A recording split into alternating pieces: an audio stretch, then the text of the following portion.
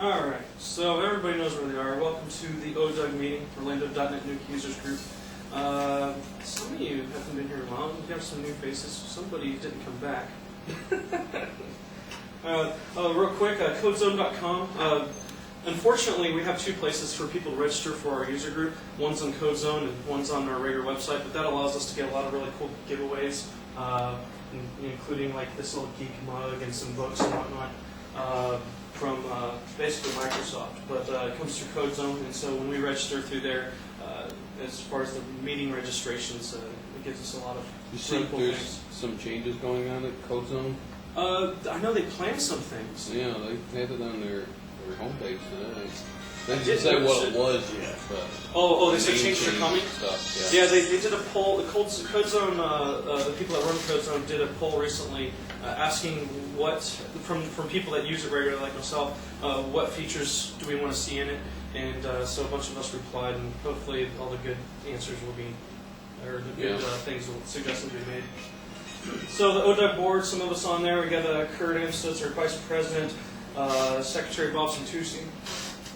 All right, so you're an ODUG member. I just basically went over that. And it also keeps you in touch with us for our meetings and news. And on CodeZone, our password is ODUG 2008. All right, so when you go there, they'll ask you for a password, and it's very encrypted. On our website, we got a new announcements module. I'll just show it to you real quick, because this is kind of important. Come on. I should have had it up already. On the What's New tab, there's I've changed it out. There was a reporting module there that kind of fed off of our forum.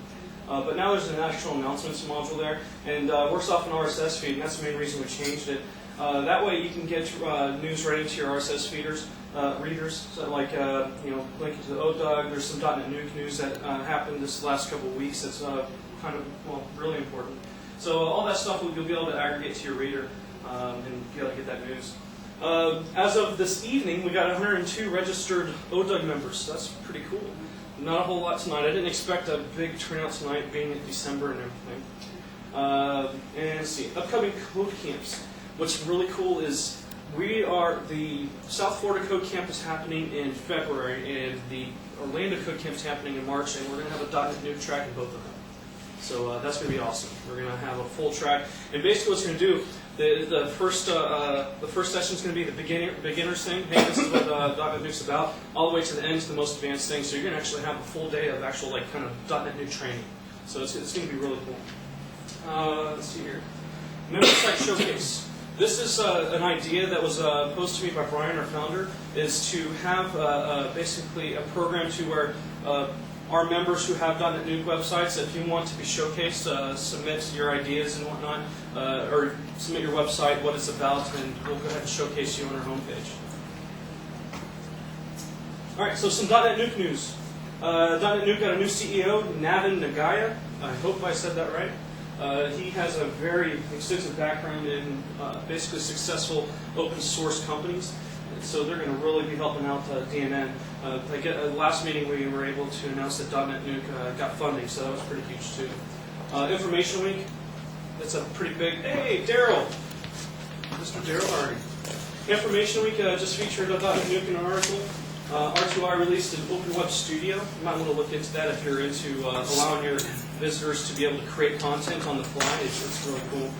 And Larry Augustin, who he basically founded SourceForge.net and also put them through an IPO. He's now on the board of directors for .NETNuke, so that's really cool. And as far as I know, that's all the most current .NETNuke news since our last meeting. All right, so our next meeting, and once again, I do not like the resolution here. I can't plan for it. Is Stan Schultes. He'll be here. He's going to be coming from Sarasota, showing us how to build a .NETNuke module in version 5. He's also a co-author of along with Mr. Daryl Hardy over there, co-author of the upcoming Rocksbook Professional .NETNuke 5. So that's pretty cool. Same place, same time. Some community events. Thursday, Orlando Dev Connection. If you can go, $99 fee. It's going to be really cool. You're going to get a lot more out of it than $99 we paid for. We're also going to be there having some a user group table, basically, to talk to people and whatnot. But you're going to be learning all the latest and greatest coming from the .NET world. Adogo and ODUG. There's not a whole lot going on in December. So sponsors. Oh, unfortunately, Anna Wilson, our sponsor, she had to leave. She came and she made sure the food got here and whatnot, and she, believe it or not, cleaned the room. Yep. And I mean, literally, she cleaned it. But she had to go home because her daughter is real sick right now. So she'll see us at the next meeting, and she promises an upgrade in food, and it sounds really good. Oh, so basically, Vaco. Let me say, sponsor. Thank you for sponsoring Vaco. In case she's watching. Vaco, they're basically a staffing and placement firm for technology, so if you have any needs as far as needing a position or looking for somebody, go ahead and use Vaco. So when you go to the Vaco website, click the technology link, and you'll be able to see that. Special thanks to Dina Inspired. They host our website and they donate these beautiful banners. All right, and to ABC Fine Wine Spirits and Bob for getting us the meeting space. It's much bigger. If anybody's been to our previous meetings, it's really nice. So thanks, Bob. Sure. And now we're to our speaker, Miss Janie Whitty, or Calamity Jane. All right. So, come on up.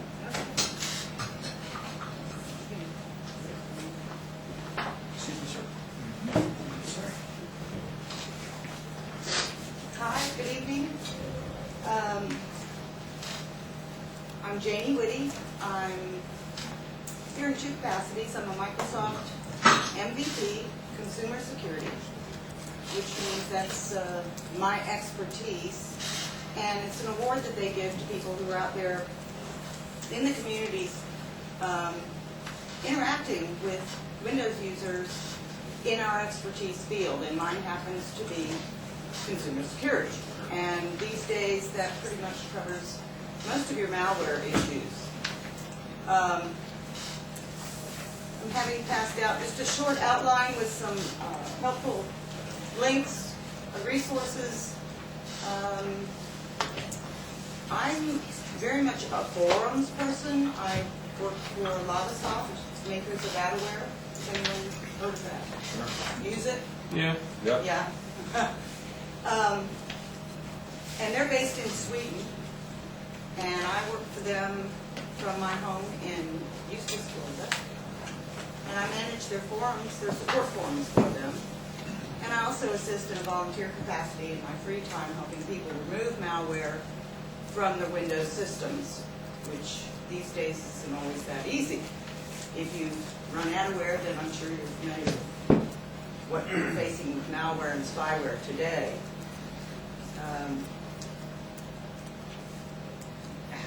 I need a feel from you of where you are on the issue of malware, what types of issues you're facing. I mean, do you run into it a lot?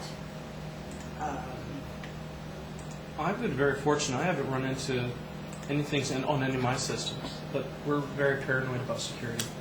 Yeah, I figure you're kind of geeky group, so I would figure you pretty much know how to protect yourselves, but maybe, I know, for instance, my family is always coming to me with their computers, and they're usually a mess. I just had one this weekend that was absolutely unbelievable. Or if you encounter it in your businesses. Yes? Yeah, I have one quick question. Do you find with people using Windows Vista, do you find a lot less problems? Yes.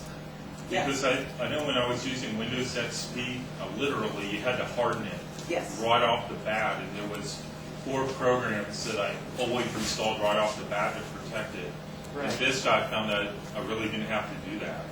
That it was right out of the box, fairly secure. It's much more secure, and Microsoft took the initiative in 2003 to really get serious about consumer security. And that was right about the time we really had an explosion. I mean, up till then, we were dealing with viruses, worms, and Trojans. Those were written by people who were usually, well, in the beginning, it was usually a prank or for fame, to see how many computers they can infect or how fast it can spread. But in 2003, it began to turn to a for-profit motive for the malware